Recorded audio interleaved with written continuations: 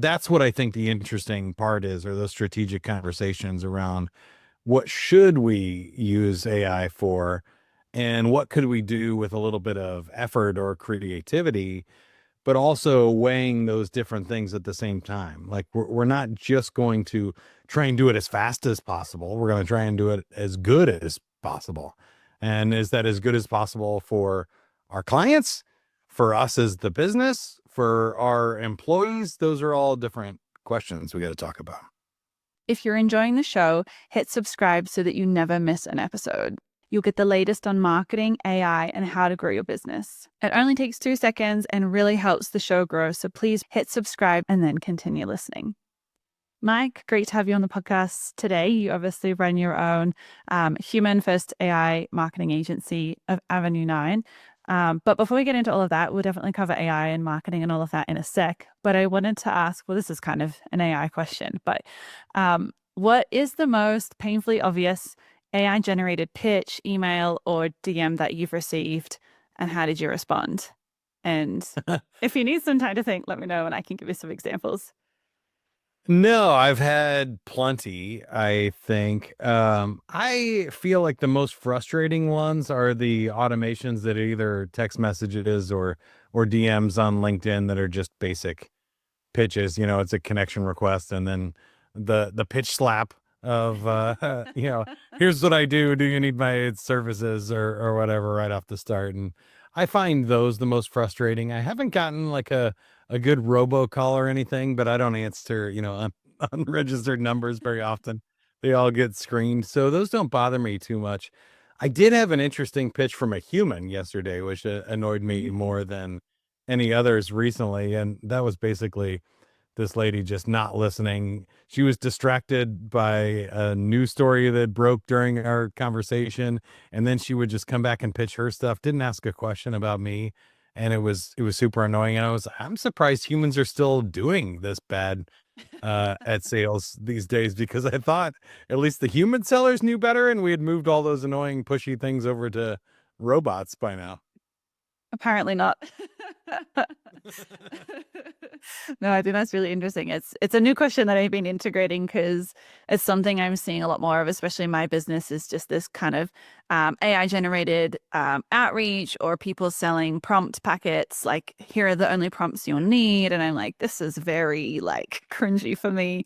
Like, I'm sorry, but there's not just going to be a set of prompts that are going to fill every need. Like, it's so like context driven and, industry dependent and all of that. So no, I've been enjoying hearing just some different, yeah. Well, I'll add to that a little bit because I've been in business for a long time now, and I trained thousands of salespeople. I was in charge of a group of sales trainers that were international and stuff. And you just see these things where like a new prompt framework or a new cold outreach email framework goes up, and now they have AI bots that can do research on your company. So I'm sure you get those of like, I listened to your recent podcast on fill in the blank and I found it fascinating, blank, blah, blah, blah. And it's like generating these comments and you're like, I know a human did not write that. When people listen to my podcast, they just because you mentioned that, sorry to cut you off. I actually, I've been getting a lot of guest podcast outreach, and honestly, some of them have the same headings, the same subject lines, the same content. Like, it's just, I was like, I know you didn't listen to my podcast. Like, I know you have no idea who I am. Like, it's just a bot researching. And I'm like, I admire the hustle, but I'm like, I feel like there's room for some finesse here, On LinkedIn, it happens a lot too, where it's just the same format message of like, this is the opening, this is the ask, here's the link to my calendar, or can I have 15 minutes? And you're just like, it's not going to be 15 minutes. No, I'm not talking to random strangers for that. And I know that this is an automated message because of the structure and format, and it's worded too correctly. So that's funny. That's a lot of what I do at Avenue 9, but I've been on this kick. I wrote about a book called LinkedIn the Sandler Way in 2015. So it's been over 10 years that I've been on this pitch of like, just humans are actually lazy. If you want to, you can look through your email inbox in a second and find out which ones were the marketers, which ones were the salespeople, which ones are the robots, and which ones are the humans. Like, salespeople and marketers write really like catchy subject lines and they use emojis or like hooks. And humans write one word or three-word subject lines like introduction, question, help. Like they don't use capital letters. And so since I've been pitching this for so long, now AI robots are intentionally making spelling mistakes and using all lowercase letters in their subject lines. And you're just like, come on, don't ruin it. Now I can see that it's a tactic and we can still tell the difference Yeah. instantly. So I don't know why. I do know why. It's greed and laziness, but we just every tactic that works, people ruin it and they spam. So I really try to work on those core philosophies and human first strategies that build relationships and just avoid all the shortcuts. It's funny because, like you mentioned, humans being lazy, and it's funny that it's like people haven't really learned. Like now AI's come in, and you think, or at least I thought, oh, like, this will level up a lot of people. And it's kind of just magnified the laziness. Like it's kind of like there is a step up, I think, for people who put the effort in and like really think about what they're doing and the direction and the target market. But like I'm seeing these pictures come through my inbox, and I'm just like, wow, now it's like the less AI you sound like, the more human you are, like the more you're going to stand out, which is so interesting because people are using AI to save time and to, bulk email people. So it's an interesting state to be in where I'm not particularly nervous about AI taking over because it's just creating very much like a standard language, standard replies, standard automations that are very, like you said, very evident when someone's using that language or using AI. And so it then creates more of an opening for people who do, put that effort in and sound human, which it sounds like you're doing with your marketing agency. Yeah, and it may get better. I'm doing a lot of what I call context engineering, where I'll interview the founder, the top salespeople at the company, your best clients or strategic partners, and then we put all of that real human conversation into a training model for AI, and then ask it to write stuff, and it will write a much better email in your voice using the words and language that you do if you train it that way. And put in some extra effort and we can edit it and stuff afterwards too. But I still am with you. I think my hot take is it's never going to get there. It's just going to be another level of inauthenticity, right? Mhm. Fake stuff that we're generating. So what I think and I hope will become more valuable is real human to human conversations like this. And I think it's for several reasons. I can list three or four right now. But number one, AI can't train models on AI generated content. So if we're doing marketing content like blog posts and podcasts and even videos now that are generated by AI with AI avatars and AI scripts and AI talking points, it can't use that data to train the next model because it's like the degrading photocopy of a photocopy, or Right. when you wear a t-shirt one too many times and it starts getting holes in the pant and stuff. um so that's actually good news. That means these real life podcast conversations that you and I are having are going to be like marketing gold and AI training data gold, because they're like, oh, these are how two actual humans talk. And it was in a question format, conversational format, and it wasn't in these SEO snippets with optimized titles and tagged keywords and everything. This Mhm. is the real stuff. The um concentrated orange juice that it needs to make all the other, marketing content that it does. I think the other thing is humans are going to be overwhelmed.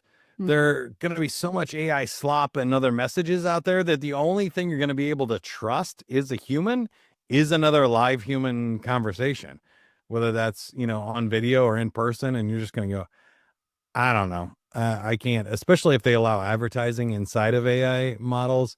I think it just destroys the whole thing. And you're just going to go, all right, I'm going to have to go ask somebody. If I need a plumber, I'm going to have to call my friend and find out who they used, because I can't go online and search anymore. It's all made up, uh, you know, fake positioning. And so I think there's going to be a circling back to real human conversation. And there will be a world of, just like there is, with fast food restaurants, they exist. There'll be people that need a quick hit and easy solution. and to solve their hunger. But there's also people that are going to go to hire a personal chef or go to a restaurant where it's handmade food and it's about the experience and the atmosphere, and there's a live band and other stuff like that, that becomes more valuable as we see AI generated bands creating music and getting millions of followers. So I hope that's the way it shakes out. What's your take on that? Yeah, I think similarly. I think like I like that you mentioned about kind of this people being overwhelmed. I think that's already here. I think there's so much written content that's just clearly ChatGPT on social platforms, on blogs, like on websites. I wonder whether we are, I mean, this has happened for a long time, but we're shifting or shifted to a much more video, audio centric kind of marketing process. And I like what you said about people going to humans. And I'm wondering if that's the case because it's like humans and customers will get smarter about what is AI, what sounds like AI. And then, like you mentioned, oh, I want to go and listen to a person. I want to hear their perspective, and we're seeing that with like Reddit. Usually I'll use ChatGPT, or if I want someone's opinion, I'll go to Reddit, look up reviews of a product or service. And that, even if I don't know those people, I'm reading their experiences, and that is so valuable, I think, in this age where there's so much information and there's so much just content being pushed out.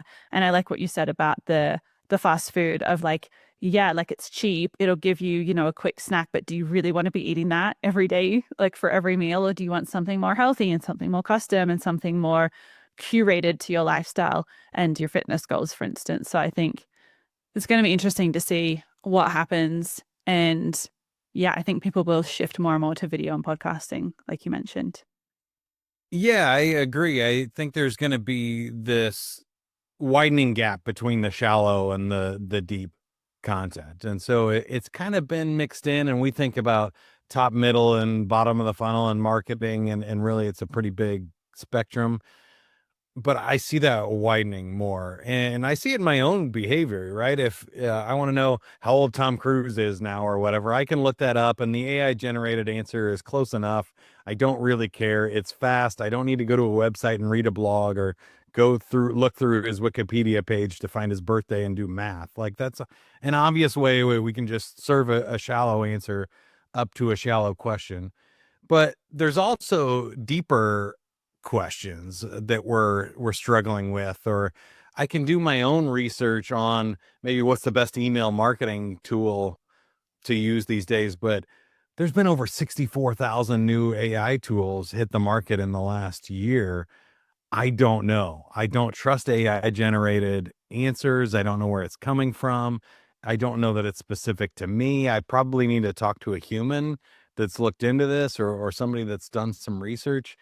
And even when I do my own research, I need to validate that with another human being. And there's some things that are just big, complicated, messy to solve that we're going to want real humans. And that's what I love talking about on my show and with other marketers when I talk to you is what are those things that I think there's clearly AI use cases for. Like we should have robots do hazardous mining underground, right? We don't want to kill humans doing that job. So if we can use a robot for that, great, do it, no brainer. There's other jobs where it's like maybe taking your spouse or significant other out on an anniversary dinner. You probably shouldn't send your AI avatar to that. You should probably show up yourself. That's Look a here, I got you a present. I got you a robot. correct.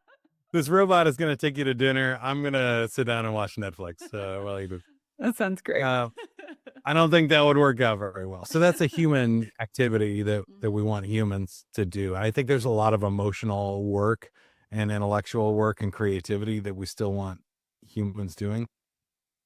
Then there's some messy stuff in the middle that AI is going to start taking more and more of that I think people worry about, So we had a lot of copywriters and blog writers and marketing. We had a lot of videographers and a lot of people editing, podcasts and shorts and stuff. And now we don't need humans to do that job anymore. And it's really interesting. We still need humans in the loop, I believe. And I think we still need people coming up with the ideas for the video or how it fits into the marketing funnel or reviewing those to make sure that they're accurate and high quality. but it moves humans into a more strategic role rather than a production role. And like I said, I think there's going to be a widening of that gap as we go forward. And I believe that there are, if we go out, 15, 30 years, I think there's problems that AI can't solve. There's some things maybe that are just too messy or variable or specific when you think about human nature or global conflicts and things like that that just may be a part of the nature of life or the universe or human experience that is not something we can ever automate or would ever want to replace.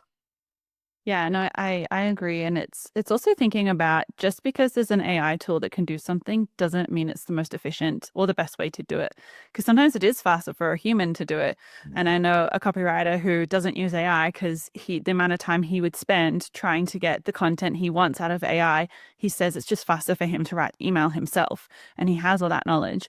And I imagine that that would apply across different skill sets, maybe not everything, but it's like if it's going to take you half an hour to do something or 2 hours to do it through an AI tool, of course you just do it yourself. And so there's an element of that too that I don't think a lot of people think about. And then the other part that I wanted to mention was I was talking to my uncle the other day, and because I do SEO and I do marketing, and then he was like, "Oh, what's SEO?"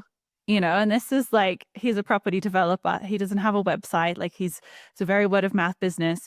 And so obviously SEO has been around for like as long as the internet's been here, basically, or Google. And so Mhm. I almost think like the AI implementation and the AI industry can really only move as fast as consumer uptake. And so if people don't know how to use it, or the business doesn't know the best use case for it, or they don't know what tools, like you mentioned, 64,000 tools, it's like overwhelming to be like, well, what tool do I use? And is it secure? Like I work predominantly with financial services firms and accountants, and a big Nice. concern that they have is like privacy, and is it secure, and is the information encrypted? And so I think there's a lot of like variables like that that are kind of similar to what you're saying of it's not just like a one and done AI is going to do everything. It's like there's a lot more nuance, I think, involved, where there are definitely certain jobs that AI will come in and do, and very well, but there's a lot that they won't, and it will push people into these more strategic, higher level kind of creative thinking roles, which I think is really cool.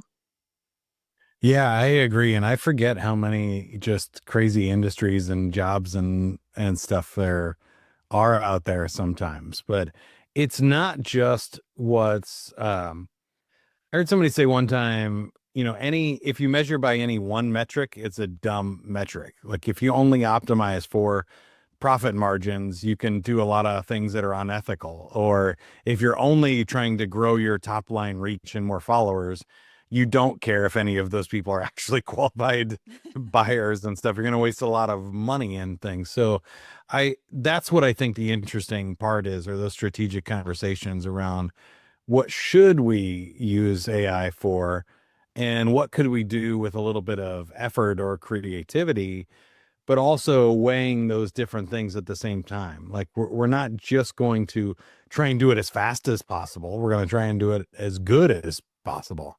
And is that as good as possible for our clients, for us as the business, for our employees? Those are all different questions we got to talk about. Yeah, I think that's an interesting and important point to make of, yeah, what are we optimizing for? And that's something my past, I used to work as an accountant years ago, and like we do timesheets and we're tracking our hours and our productivity and how much to bill the client. And so then when I started running my own business, it was like, okay, I can optimize for hours worked, but that's going to create a lot of busy work that may not necessarily move me toward my goals. And so it was like, okay, what am I optimizing for? Can I optimize for joy or laughter? Like, how many times did I laugh today? Or how present was I? Or did I do the thing that I was resisting that's going to get me to my goal?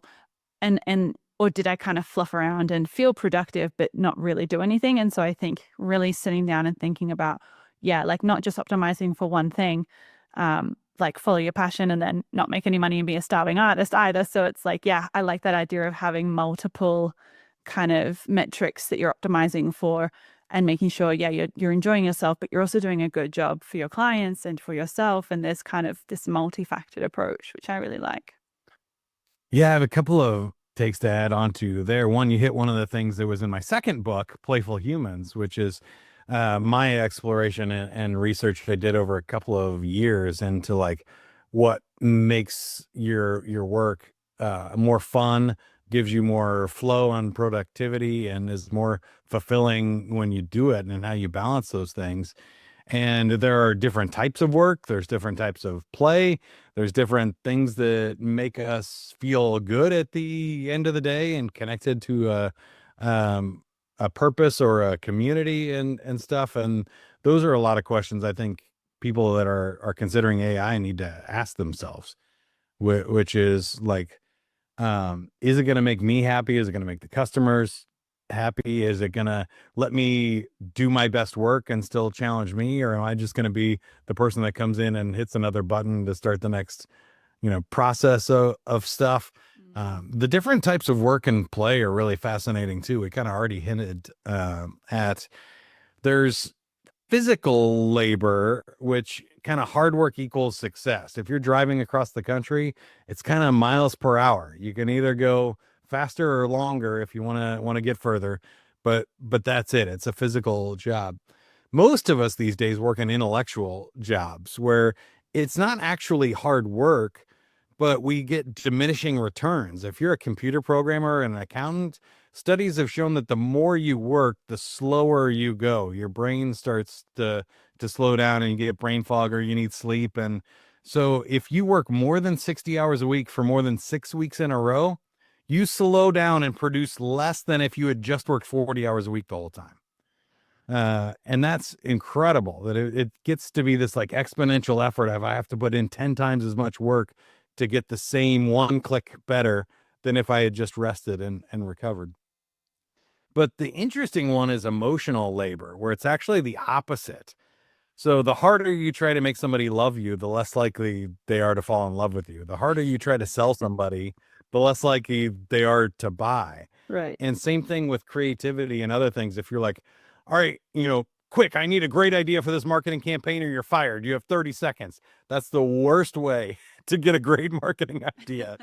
The best actual, creative ideas come from your walk or your shower or, a fun, playful activity when the stress and cortisol leaves your body and you get good, happy and endorphins and you can make new connections and get more ideas that are outside the box. When you're under stress, your brain goes, I need one good answer that's going to allow me to survive this situation. It doesn't say, oh, let me take some time and think about all the different ways this could work if it was possible. And so I give you those frameworks because I think they're important to think about as we go forward of not only are there different kind of roles and tasks, but there's also different types of outcomes and then different functions of how we get there. And so these are really fascinating questions that I don't think have a right answer. And it's a cool spectrum that we can explore. And so I think my next book is going to be combining the two, the one from LinkedIn and the Playful Humans, and talk about what internet marketing and marketing itself looks like going forward in a way that's a human first approach that gives everybody more happiness, gets the optimized outcomes we're looking for, and not just pushing for the number go up metrics that stresses everybody out. Well, and this is the thing too, like where specificity becomes super important because it's like, oh, like we could measure by hours worked or output, but is that actually like you mentioned earlier, like in terms of leads, are these actually the leads we want? Are these the customers we want?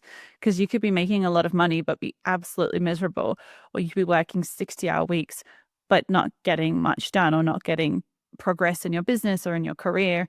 And so but I understand because I've struggled with that mindset of, but I have to do this many hours and otherwise I'm lazy. And so it's been a real practice for me to shift of like, okay, let's focus on like what are we actually like achieving and what are we moving the needle on, not how. And if that takes me 3 hours to do, like fantastic, that's great. Yeah.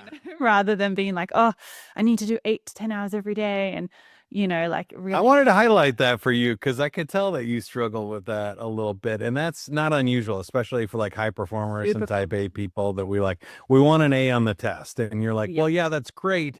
But that was the old world. You're not in school anymore. Yeah. And so I talk about this in the Playful Humans book too. But life is like an open book test, and there's no finish line to this race. So now we've got a different problem with an infinite game, but AI has also changed this work game for us, where in marketing, I used to, charge per blog post or per video or per podcast. Oh, I can't do that anymore. I could create 1,000 blogs for you and you'd owe me 50,000 bucks by the end of the hour, and you go, okay, well, that doesn't work. And so then I thought, well, hourly has the same problems in reverse. If I'm charging you for 1 hour of my time, even if I charge 500 or $1,000, I'm creating 1,000 blog posts. So I'm I'm creating more value for you than you are for me in that hour. And so what I think we really need to think about is impact and results and retainer models for marketing stuff of like, in this world of AI, I can create anything that I want to make. The question changes, what should we make? And what could we do to allow the audience to catch up? I love what you said earlier about they're not ready for all this. So even if I had 1,000 blog posts, publishing them all today, nobody would see them. We just don't have the bandwidth and marketing uh, like pipeline to feed all of that stuff through. So it's probably better and more strategic to say how many blogs could we publish and get traction on in any given period of time. And if it's for a month that we can create, promote, and reach and target and optimize and all of the metrics we're looking for, then how do we make those as good as possible using AI tools rather than just saying like, how many can we possibly make and how much can I charge the client for? Like Mm. they can only grow so fast too, and I can only create so much stuff, and I don't want to spend 12 hours a day grinding on things, making an infinite number of uh, pieces of content that go nowhere. Exactly. And I think too, like something I've learned is like thinking about like testing different keywords or testing different topics and not just putting all the eggs into one basket, but testing like, okay, which keywords is there an opening for, or which gaps in the market are other firms in the industry not hitting on, and bringing in more specificity of, being very hyper specific about the services the client offers and creating content around that, but not just being like, well, we're just going to focus on this topic and hammer it really, really well. It's also like experimenting and being like, cool, let's put some content out for this topic, but let's also try these other topics and see, because maybe there's other firms competing that we might not rank for. And so, really kind of, having like a multi layered approach, like answering lots of different questions for lots of different industries to try and find these gaps and pulling these customers. But it's like you said, there's only a company can only grow so fast. They can only take on so many clients at a time before they overwhelm the system. So it's thinking about, yeah, like what you mentioned, growing sustainably and what does that look like, and all of those sorts of things too. Yeah. And churning through our list, and it just goes on and on that like, we only have so many emails. There's actually only so many people on the planet. So, say we sent 8 billion spam messages. I don't even think everybody has email, but let's uh let's just pretend that they did. Well, we send them all a message today, and 90% of them unsubscribe. Who do we send to tomorrow? Right? Or this afternoon? There is some sort of limiting factor on what we're trying to do, and we need to understand that, especially with the AI tools, as more like proliferation is possible. It doesn't mean that we should, and we need to be careful with that. I also love that you talked about the creative solutions with it. So that's, I think the what not to do is pretty obvious. I love talking about the to do stuff because I think what I'm most excited about is what creative people like you will do with AI when they go, okay, before we couldn't afford to create this content for this small niche, that nobody ever hit because there's only 5 people looking for it. But now we can. And now instead of sending 10,000 emails, what if I sent 100, but they were each personalized for that individual person? And it wasn't 1,000 of the same message, but it's a super targeted, super relevant, interesting, creative piece that talks to this one person. I can now afford to do that, where 2 years ago I couldn't. And especially when it comes to like video production and stuff, I'm really excited to see what people come up with. We're just now starting to see some things happen, but I think we're getting really close to seeing creative people use these in new and different ways that attract way more attention than a spammy marketing tactic would, by making something really creative or really relevant in a specific niche. I think that's a really important point. I'm glad you mentioned. Have you seen any good examples? Yes, I was just so going to far? say, one example that came to mind as you were speaking was, like, for instance, kind of this, probably more on the not what not to do, but it will illustrate it anyway, is if someone, say, does these bulk email podcast outreach. So, like, I think in 1 hour I got 4 one day. I was like, what is going on? But then I read the email and I'm like, they're not in my industry, like maybe they're a book author, or maybe they're like helping with, something that's not really in the AI or marketing space. And so I'm like, if I turn around and say, yes, come on my podcast, like, very unlikely that they will get many leads or, contacts out of that. And so it's kind of like, it's not really beneficial for me to do it, but it's also not beneficial for them. And so people might send out these Wasting my own time. It's the same thing. It's the same whether it's like cold emails for clients or SEO. It's like, if you haven't researched the company and made sure that they are actually like a qualified fit, like a qualified lead for you, then you may then get all these yeses thinking, oh, this is really great. I've got all of these opportunities. Like, wow, my business is going to take off. And you've just filled your calendar with like unaligned opportunities that are just wasting your own time. So I think I like that you mentioned the like sending out like 100 hyper targeted, hyper specific, customized, personalized emails. Yes, it will take you longer, but the quality of the leads, even if you got like 3 to 5 people responding, even like 1 or 2 people responding, if they're like a perfect fit for your business, like that's going to be way more, I think, impactful than like sending out thousands to other people, especially because everybody's doing the thousands, because the hyper personalization Right. takes time, it takes effort, it takes like knowledge, it takes not being lazy. And so, but it also means you're cutting against the grain, you're doing something different to what everyone else is. Therefore, you most likely get much, much better results. Yeah, I think there's a good analogy that I use on this. I was an entertainer, and I think that's where I got my marketing like chops from, because if I'm on stage as a DJ, I need to play a song that like more people like than don't, and there's some certain things that happen. It was really funny. I used to laugh all the time because the dumb guys in the bar or club would come up and be like, why don't you play some like, death metal, or like, play some Metallica or something. I would be like, well, that's great, and you might like that song. Like, no girls are going to get up and dance to Metallica. So that means if they all leave, I'm guessing all the guys are also going to leave the bar. So while you might not appreciate Britney Spears, if the girls are out dancing, that brings the guys in the bar, and then this whole ecosystem works. That's a strategy here. Yeah. Like, I'm not an idiot. I know what I'm doing. So it's like, yeah, I might prefer, something more interesting than a boy band or a pop star, but that's not going to hit any of our needs. And I think the same thing happens in marketing, is people keep thinking, um, maybe the opposite, because pop music is kind of the opposite of like, well, let me just make something for everybody.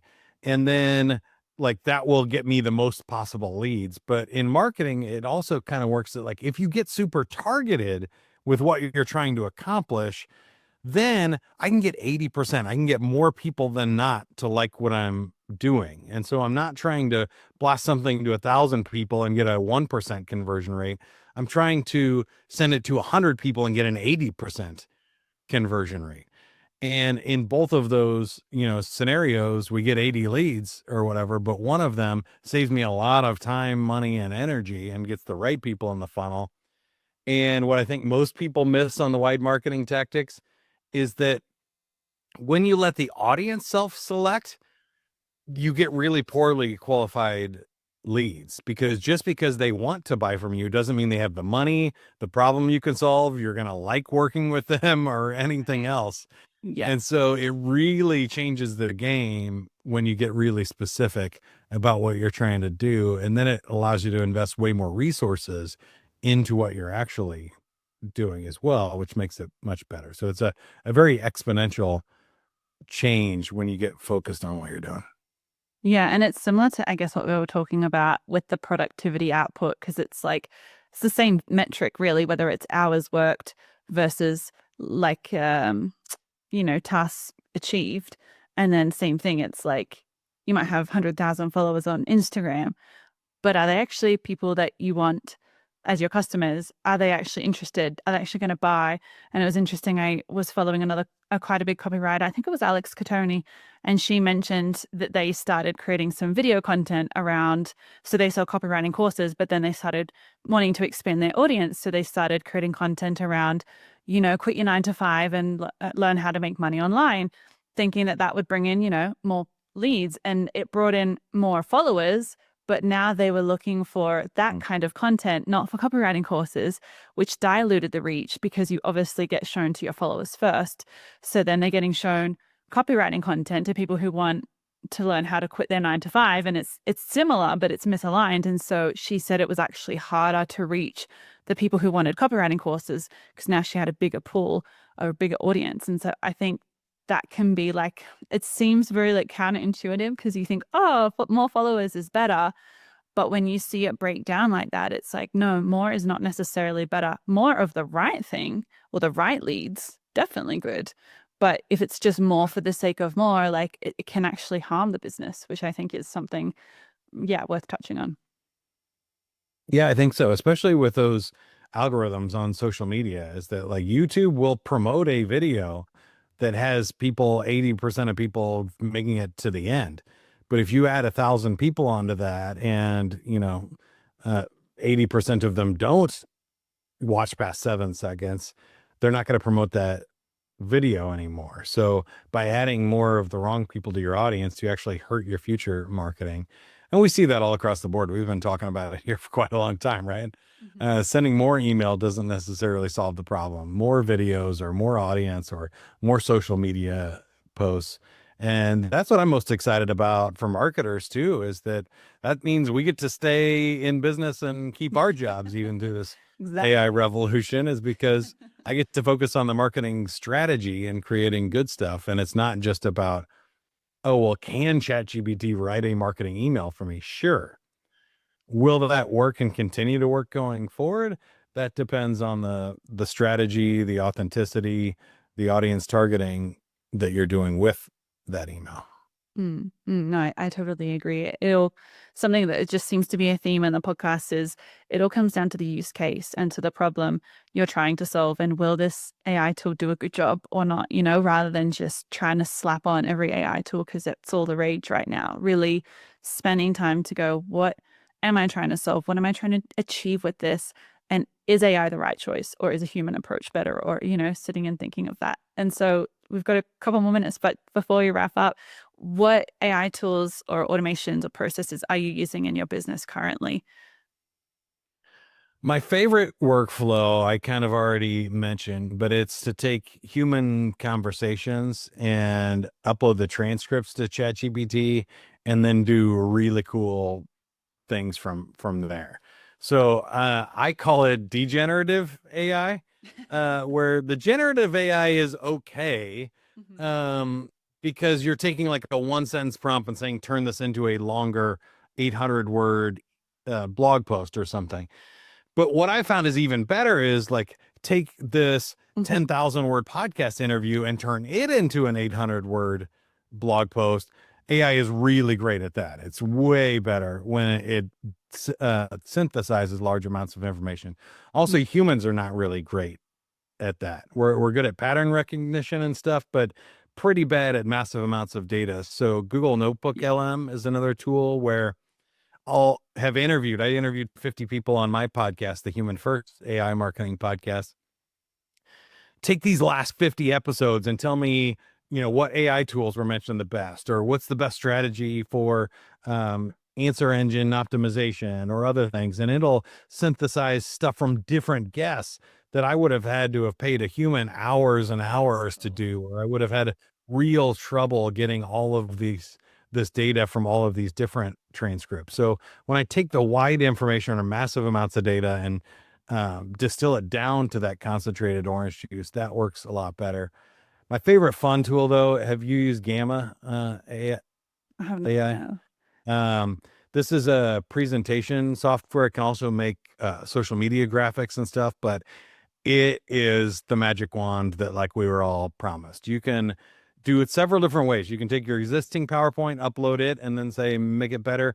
You can do a one-line prompt and say, write a presentation to Ellie about my marketing services or whatever, and it'll just write it for you. And it uses AI to generate the images and uses your theme templates and stuff to do all the outlines. If you don't like a slide, you can click on it and say, regenerate a new layout with AI, and it'll create the charts and infographics and stuff based on the information you put in there. But the third way was my personal favorite is I do all that work. I do the interview. I upload that to ChatGPT, and then I say, ChatGPT, write my presentation outline or my sales presentation based on what we talked about in the Zoom call when I was on with the prospect and what you know about me and Avenue 9. It'll rewrite the outline. Then I upload the outline to Gamma and say, make this pretty, put it in my template. And in just a few minutes, I get this really awesome branded presentation. It does all the cool things you would hope it would do. Like a Super fast. visual branding tool. I like that. That's cool. Yeah. And I like the idea And of, it's great for making LinkedIn carousels oh and yeah, true. other images and infographics and everything else you'd want to make too. And like standardizing the branding, I'm guessing too, the visual. Yeah, PDFs and all that kind of stuff, because you get the template in there. So then you can kind of make any marketing asset you want. That's cool. Yeah, I've been doing something similar actually with YouTube videos. If they're over like 15, 20 minutes, I'll grab the transcript from YouTube, chuck it into ChatGPT and just ask it to summarize. But I now gave me an idea of creating my own podcast kind of directory and importing all my past guests and then all of the transcripts for the episodes and then being able to like recall information. Yeah, that's a really cool idea. I like that. Maybe even seeing if I could give it to guests as well and listeners. Yeah.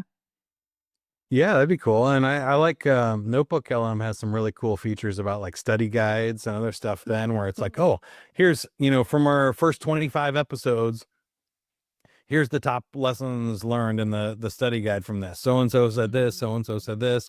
You can then, create the other podcast, which I used for my book. I uploaded Playful Humans. And then it's funny because I interviewed like over 250 human experts on play and happiness and stuff. But then for the launch of my book, I had Notebook LM create an AI podcast about the Playful Humans book. Yeah. And so there's a 10-minute podcast out there of robots talking about human happiness because I couldn't interview myself for the book. And those are kind of fun little things to be like, oh, here's your quick AI podcast summary from the first quarter or the last 25 guests or the last 100 episodes. And you can do sort of anniversary style content that way really easily. That's cool. Yeah, take little snippets and stitch them. That's cool. I like it. Very cool. Yeah, this has been a great chat. Thank you so much for coming on the podcast. Where can people find out more about what you do and connect with you?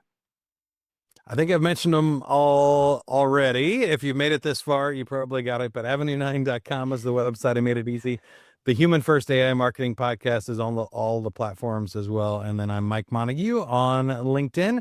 And that's the place I hang out much. So if you want to chat with me, that's where I would go. And I appreciate you having me on. It's been fun. Cool conversation. Yeah, no worries. Happy to have you. And thank you everyone for listening.